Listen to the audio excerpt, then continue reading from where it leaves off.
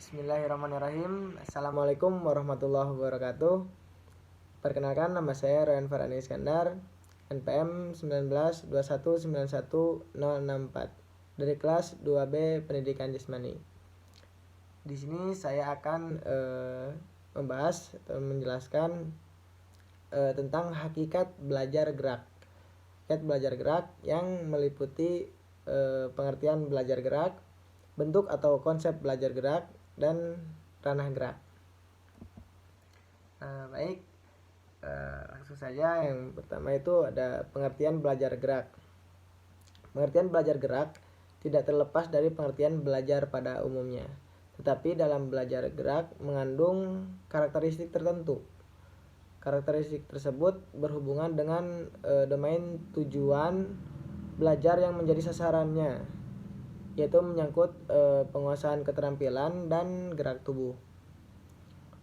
Belajar gerak adalah mempelajari pola-pola gerak keterampilan tubuh. Proses belajarnya melalui pengamatan dan mempraktekkan pola-pola gerak yang dipelajari. Nah, kita mulai dari kecil. Kita diajarkan banyak gerak contoh dari orang-orang yang sudah memahami dan paham gerak. Pasti kita diberikan contoh tentang pola-pola gerak, dan banyak orang yang sudah memberikan contoh pola supaya dari mulai kecil kita sudah bisa melakukan banyak hal dengan mudah dan efektif, khususnya ke hal yang positif. Nah, di dalam belajar gerak itu bukan berarti domain kognitif dan domain afektif tidak terlibat di dalamnya. Semua unsur individu terlihat di dalam belajar gerak. Hanya saja intensitas keterlibatannya berbeda-beda. Intensitas keterlibatan domain kognitif dan domain afektif relatif lebih kecil dibandingkan keterlibatan domain psikomotor. Keterlibatan domain psikomotor tercermin dalam respon-respon muskular yang diekspresikan dalam gerak tubuh secara keseluruhan atau bagian-bagian tubuh. Jadi dari mulai kecil hingga kita beranjak jadi remaja dewasa itu pasti yang namanya kita harus memiliki pola dan gerak bagian tubuh dalam mengekspresikan sesuatu itu selalu ada. Itu selalu terjadi di setiap manusia. Nah, itu untuk memperjelas dan untuk mempermudah orang untuk memahami dan cepat tanggap.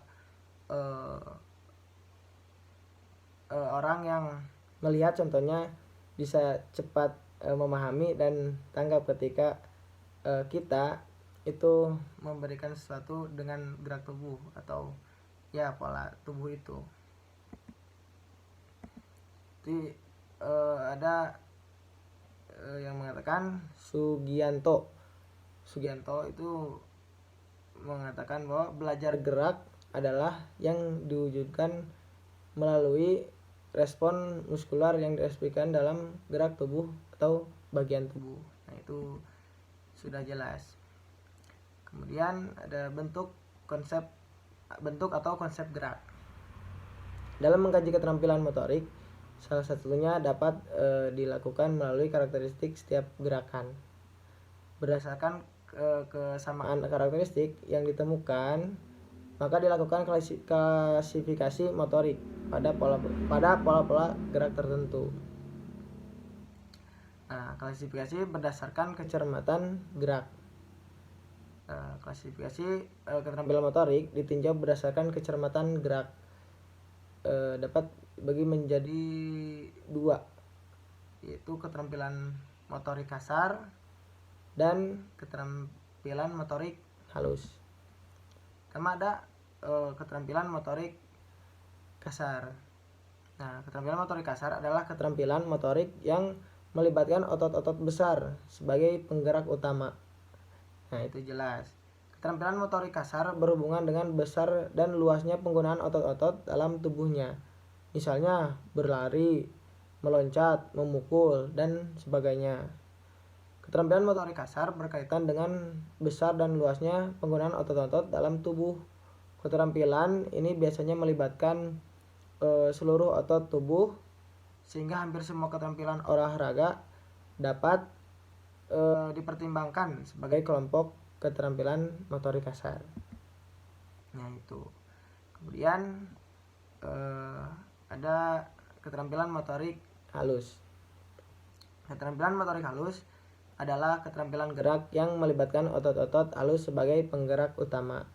Sebagai contoh, keterampilan menarik pelatuk senapan. Sebagai contoh keterampilan itu menarik pelatuk senapan, keterampilan melepas anak panah pada cabang olahraga panahan, dan sebagainya. Keterampilan gerak halus lebih menunjukkan kepada kualitas gerak yang lembut. Nah, berbeda dengan yang kasar tadi yang melibatkan otot-otot besar seperti itu dengan gerakannya. Jadi yang keterampilan motorik halus itu menunjukkan kepada kualitas gerak yang halus, yang lembut, yang halus. Gitu. Pada gerak ini aktivitas tubuh terbatas pada ketelitian respons dari berbagai stimulus.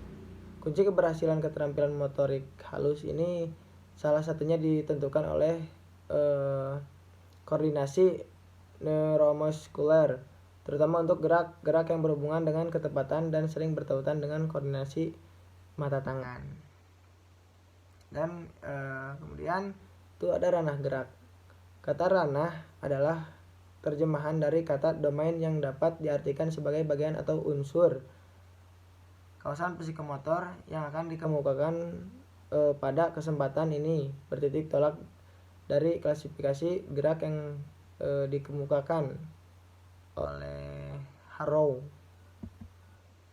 Yang membedakan gerakan tubuh manusia itu pertama ada menjadi 6 klasifikasi yang meliputi gerak refleks, gerak dasar fundamental, kemampuan perseptual, kemampuan fisik, dan gerak terampilan.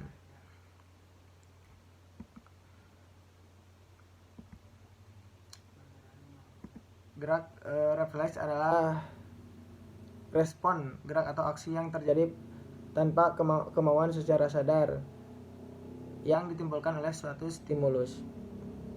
Gerak dasar fundamental adalah gerakan-gerakan dasar yang berkembangnya terjadi sejalan dengan pertumbuhan tubuh dan tingkat kematangan pada anak-anak, yang terdiri dari 3 kelompok yang meliputi gerak lokomotor, gerak non-lokomotor, dan gerak manipulatif. Kemampuan perseptual adalah kemampuan untuk menginterpretasi stimulus yang ditangkap oleh panca indera. Nah, kemudian itu dan kesimpulannya belajar gerak motorik itu merupakan perubahan perilaku motorik berupa keterampilan sebagai hasil dari latihan dan pengalaman. Upaya menguasai keterampilan gerak diperlukan proses belajar, yaitu belajar gerak. Sekian dari saya, mohon maaf bila punya kesalahan dan kekurangan. Wabillahi taufiq wal hidayah. Wassalamualaikum warahmatullahi wabarakatuh.